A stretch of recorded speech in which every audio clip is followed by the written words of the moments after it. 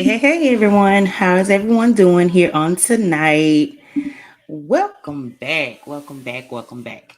So, this is actually my second video for this evening. I don't know if it's the cold, y'all, or what, but of course, I'm here in Dallas and we have been iced in for the last 2 days. So it's giving me time to actually, dig into some topics, look at some things, and be able to, share a little more content. Being that I'm still in corporate America, it's kind of hard to keep up with everything that is going on. I try my best. I try to do, of course, my reviews of my reality TV shows, things of that nature. But whenever I see any hot topics going on and trending, of course, I always like to, kind of come back and speak and share and get your ideas on different things. So I decided to come back here tonight to kind of chit chat, express, how I feel about certain things and topics that's going on here on social media. Now before we get into it, of course, I would like for everyone to like, share, and subscribe. Of course, hit the notification bell so you'll be notified whenever I upload another video. Of course, over here we discuss hot topics, celebrity gossip, as well as we review the hottest reality TV shows. So, and if you hadn't had a chance to look at my last video, I did do a review on season 2, episode 2 of Love and Marriage DC. If you have not watched that, you need to go catch up. Watch that video, as well as you can also go and look at the full episode on which you can find here on YouTube as well. But let's get into it. I got my camera on now. I can't say that I'm gonna keep it on the whole time because there's some things that I wanted to kind of talk about and discuss, and I might share some things with you. Of course, here on my channel, everything that we talk and we discuss is my opinion. We do this for educational as well as entertainment purposes only. So everything is solely my opinion. So let's get into it.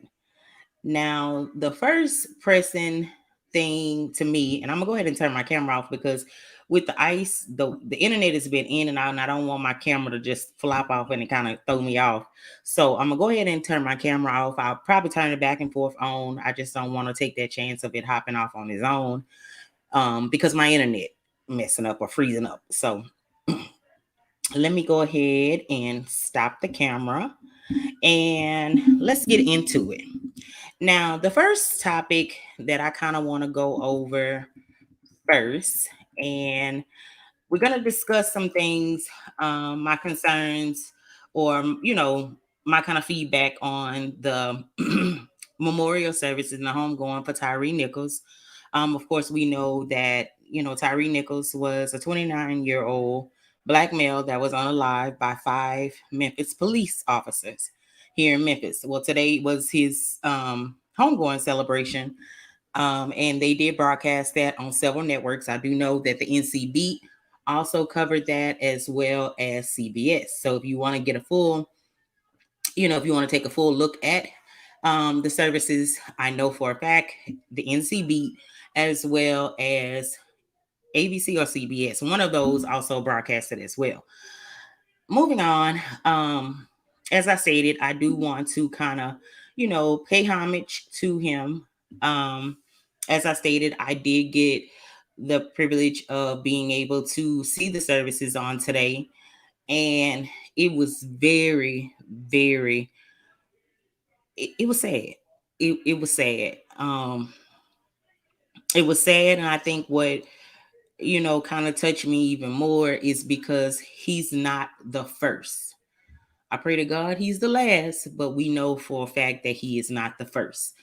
And one thing that, I can say is from what I've seen today, all of the families that have been affected by, their children being unalived, it seems as though maybe they stick together because Breonna Taylor's mother was in attendance. Botham Jean's family was in attendance. George Floyd's parents were in attendance, um, along with some others. I don't want to mess up anyone's name, but it was a lot of families there that has shared the same heartache that Mr. Nichols family is experiencing. So they came there to support. As well as, of course, we know that Vice President Kamala Harris was there, Al Sharpton, Ben Crump, um, even Spike Lee was there, along with several others. And they spoke really, really, really highly of him.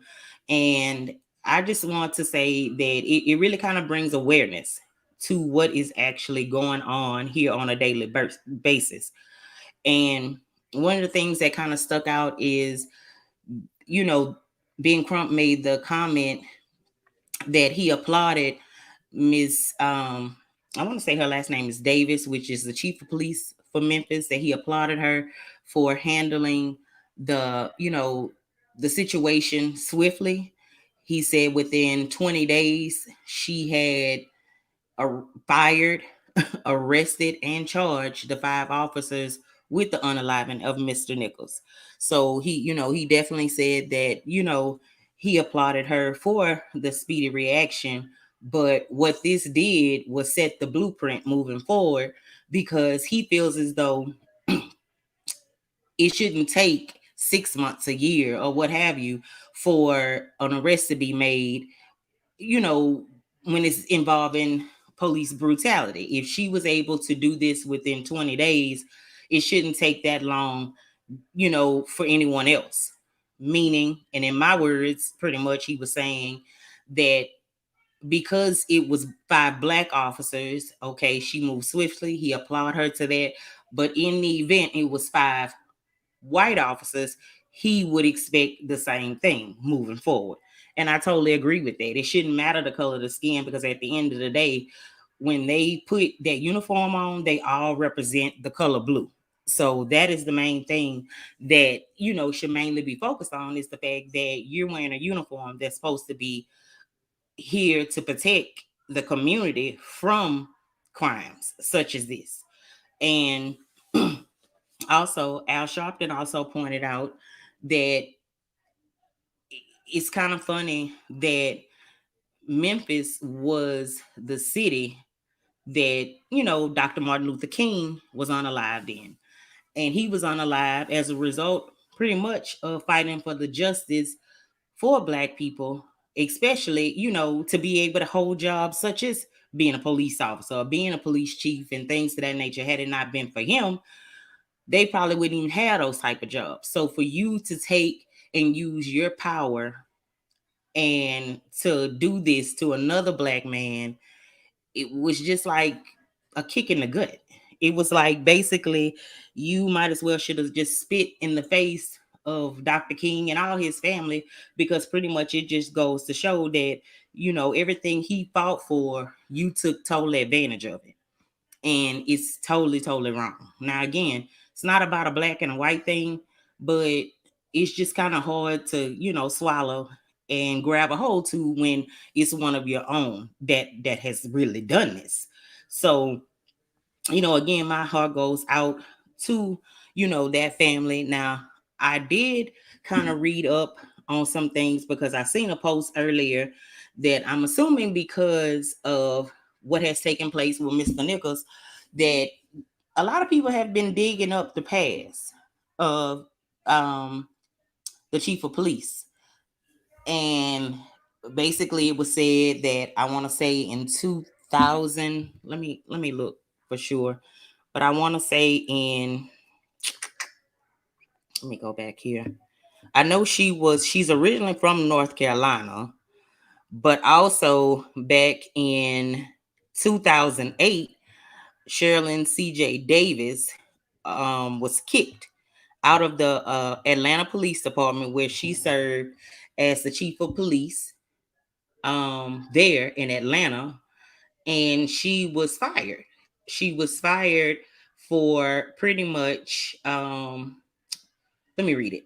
Memphis Police Chief tasked with investigation Tyre Nichols' murder was fired from previous job with Atlanta PD over child porn scandal as protests turned ugly in LA. Now, basically what they said is, whomever The officer was Sherilyn was kicked out of the Atlanta Police Department in 2008 for her role in the botch investigation of Sergeant Tanya Crane's husband, Terrell Crane, who later turned out to be guilty. Two detectives on the case accused Davis, who was deputy sheriff at the time, of urging them not to dig into the claims against Crane after the unit received pictures of him with underage middle school girls.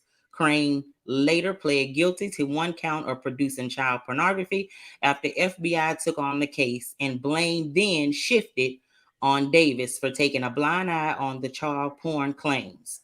Despite her history as a careless investigator, Davis still became the first Black female chief in Memphis in 2021, 1 year after the George Floyd was killed at the hands of Minneapolis police. I don't know what that has to do with it, but I'm assuming, I don't know. I don't want to make no speculation of that, but that was just a little bit about that. You can also go read that. I got that information from off the Daily Mail. So basically, this has caused people to kind of start digging, because I mean, I have seen in other reports that they said that several other cases have been brought to the attention of, the community and things of that nature, that a lot of complaints have been made against the Scorpion unit, and I guess they kind of went by the wayside. They weren't attended to, um, nor paid attention to. I think one of the officers originally had some type of lawsuit or something that happened when he was actually a correctional officer before he became a police officer. So it's kind of disturbing that you pretty much knew what you had on your hands, but you overlooked it, which is similar to what may have taken place allegedly in Atlanta. I mean, so it doesn't look good. It doesn't look good, to hold that type of position, and then when things to that nature, when things to this nature come about, people start, of course, digging up. I mean, that's just like with anybody. You become a celebrity, and everything you did at 10 gonna start to surface in you 30. I mean, it's just the way, the past tends to, find its way back to the forefront, especially when it's something bad. The things that you might have did for good is going to be overlooked with the things that you have done that has been bad. And pretty much that's what seems to be going on in this situation. They're bringing up all different, type of, things from her past, and now I guess trying to get an understanding as to why she never paid attention to the claims. So here you have it. They didn't pull this up. Today was my first time reading about it. I know I had heard the claims from the officers where they had, had complaints against them, but going back to her being a police officer, because I know she was also a police officer in North Carolina for a while. She was, police officer there in Atlanta, and then she moved on and got the position in Memphis. And so here we are today, and not only is she having to deal with the pressure that's coming on for the officers that she was responsible for, but also now you have to deal with the things that's coming up against you from your past. I mean, it's a bit much, but when you take on positions, at a certain level, this is to be expected. You know, I don't know if I don't know. I can't say I'm not her. I'm not her, haven't been in her shoes, but right is right and wrong is wrong. I'm glad that you did move swiftly to have these young men arrested. I hope that you cooperate with the full investigation of everything that's going on, but we can't help but to wonder, what if the sky camera was not there? Would we have really seen the full unedited version of the body cam? Would we know half of what we know now? I mean, would we have known that if it wasn't caught from, the eye in the sky, as they call it? That's just some questions that we have, that we just want to know, how would it have been handled had it not been broadcast and brought to the forefront the way that it has. And from my understanding, being that this happened January the 7th, and pretty much we as the public, well, here, like I'm in Dallas, we didn't really start hearing about this till what, last week or what have you. And from my understanding, it was the activists there in Memphis that really kind of put it out there. Because had it not been for them, this might have been another situation where stores botched up. We wouldn't have heard too much. But now that it's in the forefront and this is a nationwide story, you can't help but to pay attention to it. I mean, but again, had it not, got to major platforms, what would have been the outcome?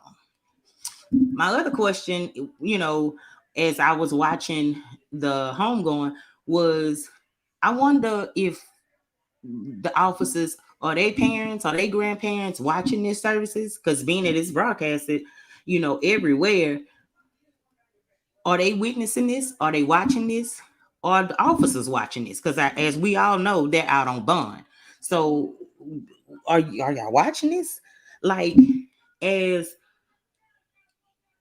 when you look at it for your parents or from their parents and their grandparents who may have, you know, grandparents may have even marched with Martin Luther King. Parents have grown up hearing all about Martin Luther King. How are they feeling today? How did they feel during this homegoing situation? How did it feel to hear Dr. Reverend or whoever, Al Sharpton, say the things he said? Because one of the things he said also is you can't become a criminal trying to catch the criminal. So again, you became a criminal calling yourself catching a criminal, in which we see and we know now he had committed no crime. So even to that, it makes it even worse because he hadn't even committed not one crime. Not even the irate driving that they claim he had been committed. He didn't even do that. But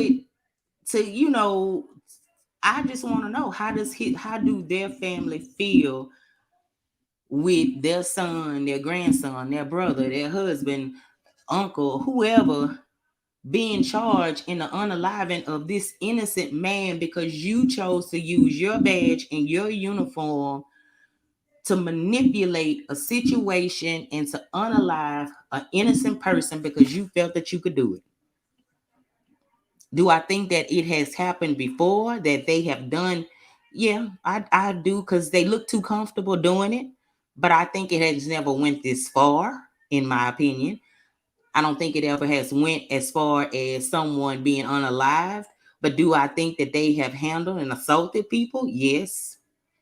Do I think it went and got pushed under the rug? Yes.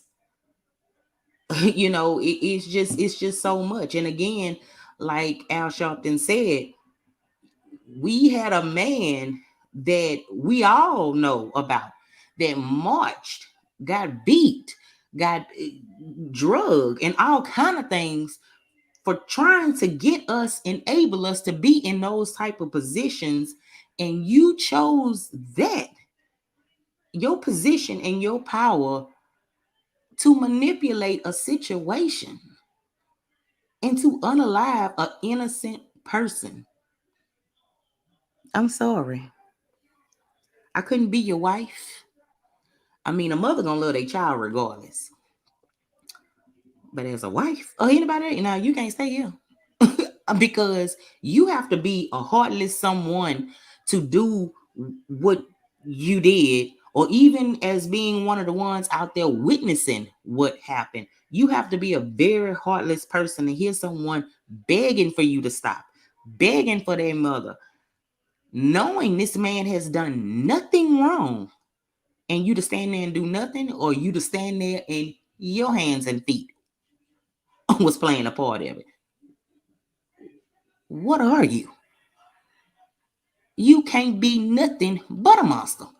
And for that, you can't be here. Not with me, you can't. I mean, we've heard several different rumors about, it was because Kyrie was dealing with a baby mama. I mean, all kind of things. And to me, that's the internet is good because it has such as this cause awareness.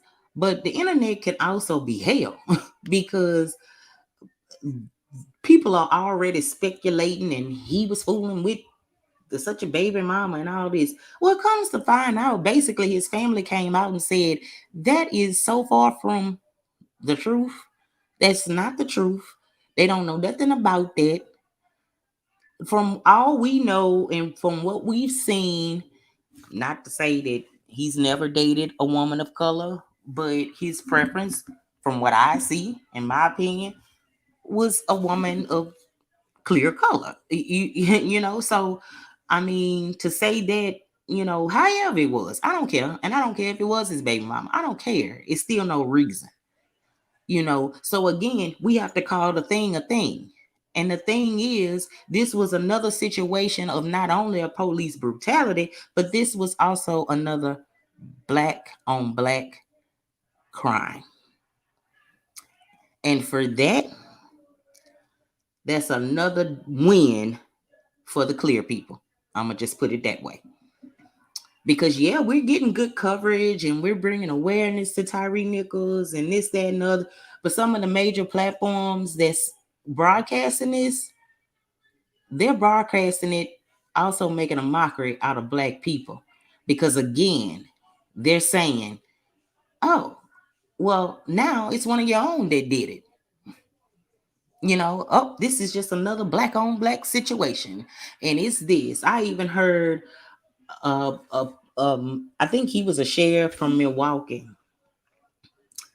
And basically he called it, I don't know, he said it happens every day or something he said, but it was very offensive.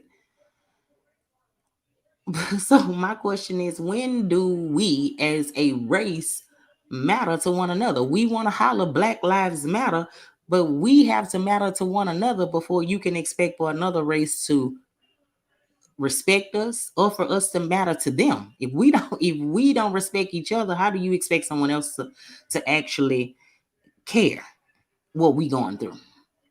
It's bad enough we have to fight a fight every single day just to be able to get the little respect we do have. So then when we get pushed back into situations like this, it almost kicks us back to ground zero. Because again, we come the laughing stock of the people that label us. And can you blame them? So again, my heart goes out to the family of Tyre Nichols. May he rest in peace. His mom said some powerful things today. And one of them was, of course, she misses her son. She's going to miss him, but she felt as though he was here for a special assignment from God. And that night, the mission begun. And I guess today, the mission is over. So I know it takes strength. And she said basically that's what's getting her through, is knowing that God has a purpose and a plan for everything.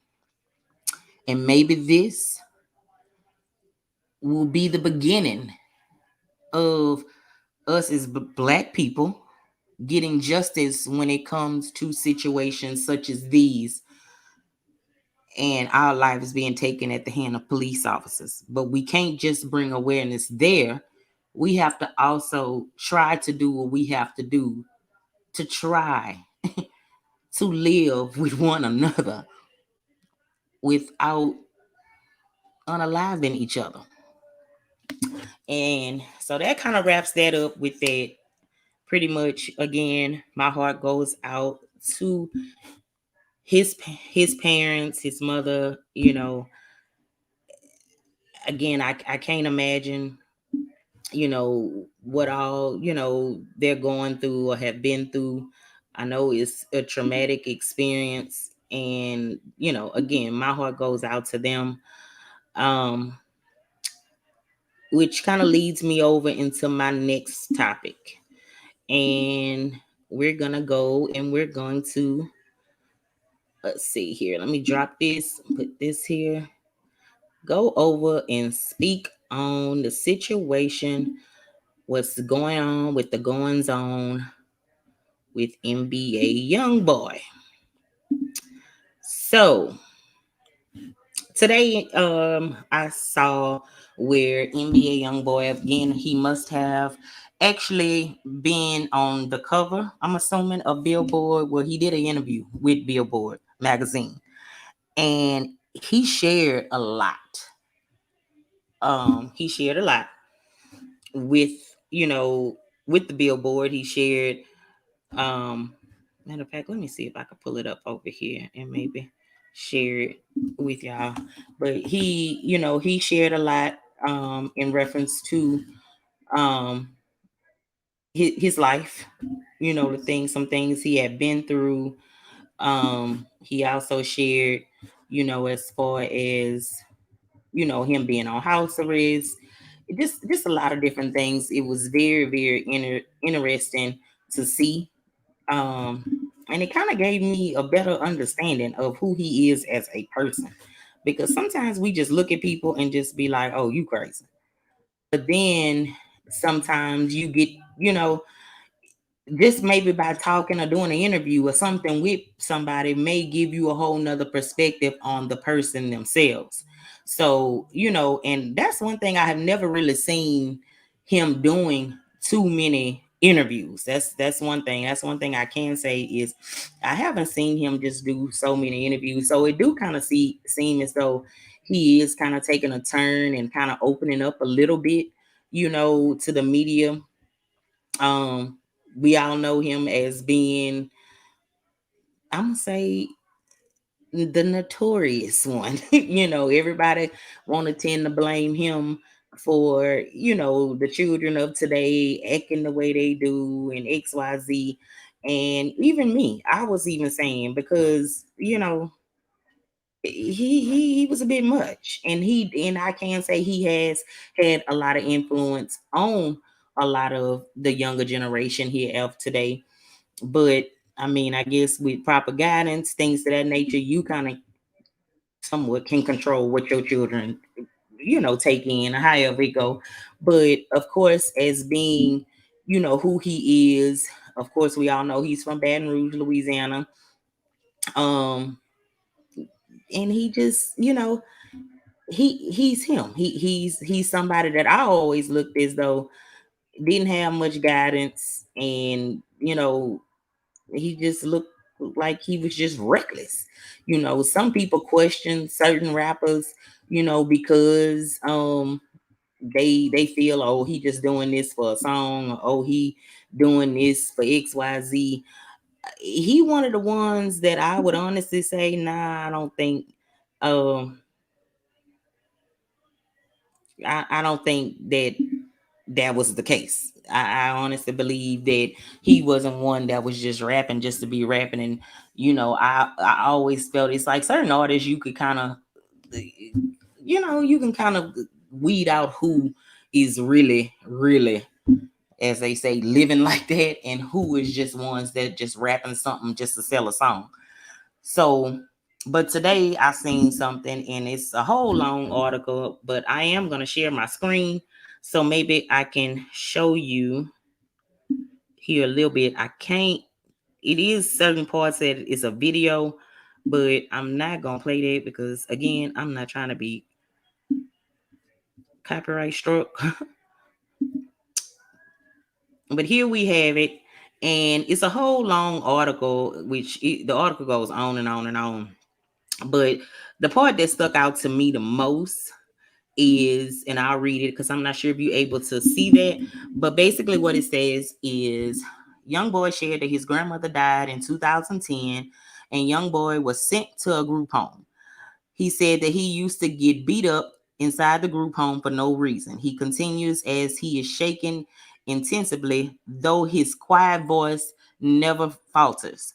The other boys would put their hands on me, and I would look up like, wow, y'all hitting me, bro. What I do? It made me discover another side of me that I never glorified or liked. I found out how to be the person that don't want to do. Oh, let me see, that you don't want to do that with. Okay, I'm sorry, y'all.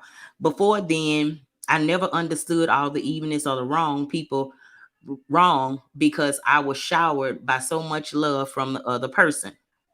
By now, Youngboy is shaking from head to toe with alarming intensity. His jury audibly rattling. It's not going to stop, he calmly replies when I suggest we take a break.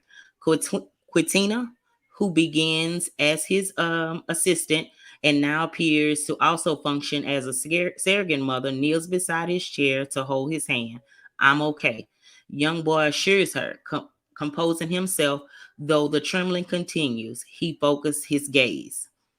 Um, Basically, he traumatized, y'all. He goes on to say, I'm very scared right now, he confesses. It's just natural. I'm not big on people. For most of my life, expressing or explaining himself has taken place behind a microphone alone. I never knew why. Once I walked on stage, I could get it done and leave, but I am terrified of people. People are cruel. This is a cruel place. He swivels in his seat towards the blue and white panorama behind him. You've got to be thankful for it. It's very beautiful, you know. There's so much you can experience inside of it, but it is very cruel place and it's not my home. The smile he cracks has a strange effect, sweetness embedded in wince. I don't want to know what it means to die, but I do. But do we actually die or do we go into the real life? What if what if we're all just asleep right now? He wonders out loud as the shaking dies down and it's all a big test, I think. Man, that is powerful. That is powerful. That is him. And I'm assuming that is his wife because as we know, he got married recently. So, but yeah, that I'm not gonna go through and read all of this. Of course, this is on billboard.com if you want to read all of it. But yeah, it is. He has a long article, and I'm assuming is the Billboard magazine, but it's also on billboard.com. So of course you can go and take a look at that, read through that.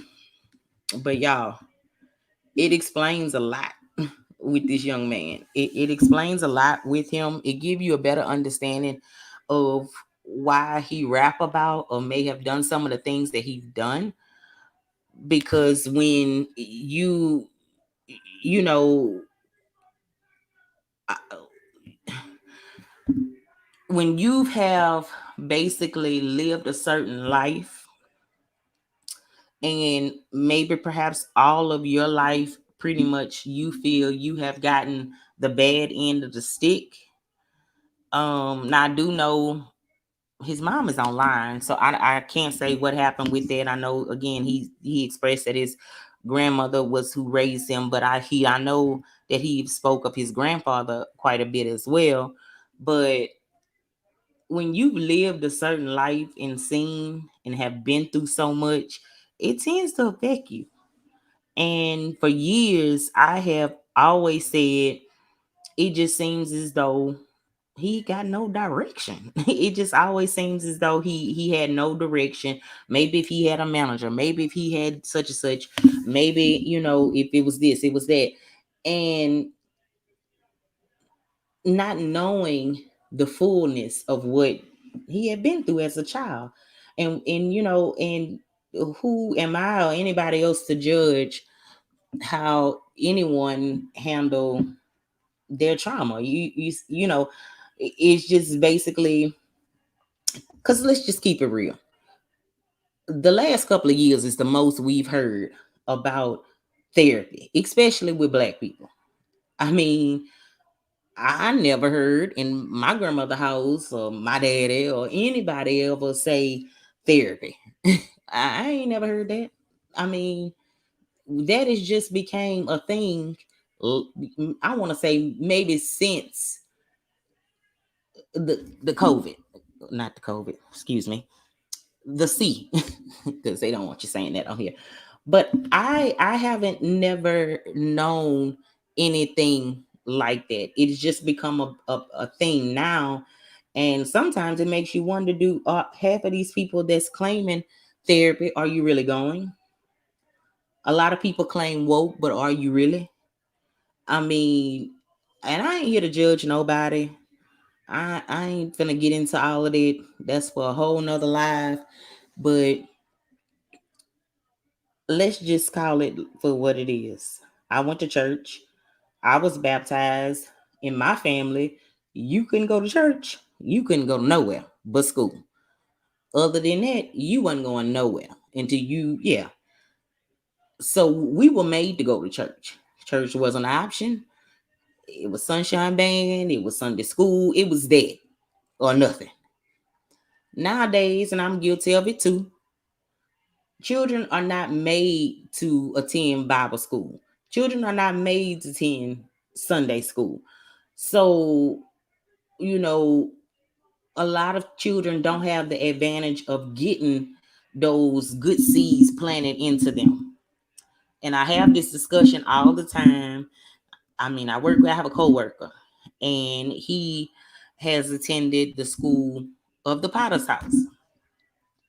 And I have this conversation all the time that I feel that people are lost because this younger generation, I want to say the 90s, nah, maybe the late 80s down to the 90s, a lot of them have a perception. And the perception is, I'm not going to no church. What can he tell me? And a lot of them feel that way because a lot of the leaders that we have in a lot of these churches, are you doing right? Are you leading so you can be an example? But again, that's another topic for another conversation because I ain't going back and forth with nobody on that one. But anyways, but yeah, this gave me a whole nother outlook on NBA Youngboy. I hope he is getting the therapy or the help that he need. He do seem to be in a better place as far as being more open. Because again, like I said, I've never really seen him do interviews. That just seemed like something he has never really done. So just to see him in Billboard and to see him, speaking of his past and things to that nature, that shows improvement.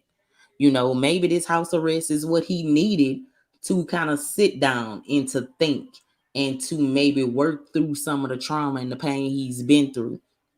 So now you have the outlet of music and things to that nature. I see where he throws snowing parties and all of that at his house, and he's able now to sit back and enjoy some of the fruits of his labor because this was a very wealthy man at a very young age. So young that, of course, he probably was going to crash out because you got all this money, you on this big platform, you feeling like everybody has dogged you all your life, so now is my turn. So yeah, I mean, as we know, he has a lot of kids.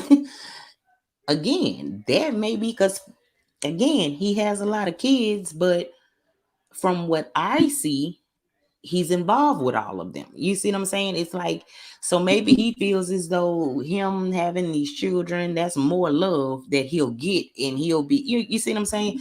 We don't know, and it ain't for me to try to figure it out. All I know is I seen this topic. It seemed very interesting. It also gave me, like I said, a whole nother perspective of this young man because now we get into the root of why he 38 baby, as we say. I also seen what he was recently on the fly with him and Fredo Bang. That's showing improvement. If you from Louisiana or you have any type of knowledge or knowing of the hip-hop industry with them, it has always been a beef. Now, was it just for publicity? I don't know, but once upon a time I couldn't imagine either one of them being on the fly with the other one.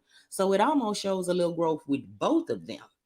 So, it is what it is. I just wanted to hop on, give my take on that, as well as showing love to the Nichols family during their time of need. I pray that they will find all the strength that they possibly can. I'm praying that when they push or present the bill for the George Floyd Reform Act, that it's approved. They're also saying that they're going to